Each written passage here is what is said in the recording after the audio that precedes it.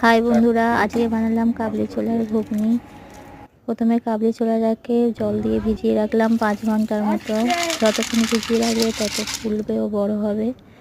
তারপরে 5 ঘন্টা পরে প্রেসার কুকারে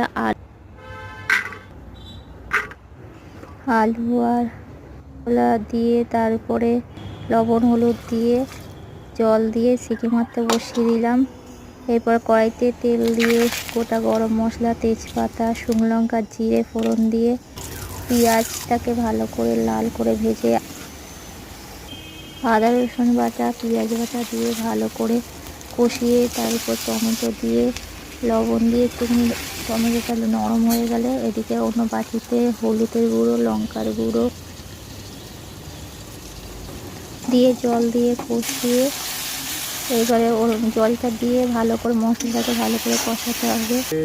কষিয়ে হালকা একটু চিনি দিয়ে আর সামান্য জল দিয়ে মশলাটা ভালো করে কষিয়ে এইবারে কষানোর মধ্যে ওই কাবলি ছোলার সিদ্ধটা দিয়ে ভালো করে কষিয়ে এরপরে জল দিয়ে পরিমাণ মতো জল দিয়ে ভালো করে ফুটিয়ে তার মধ্যে গরম মশলা দিয়ে এবার লাভিয়ে নিলেই ব্যাস রেডি কাবলি ছোলার ঘুগনি।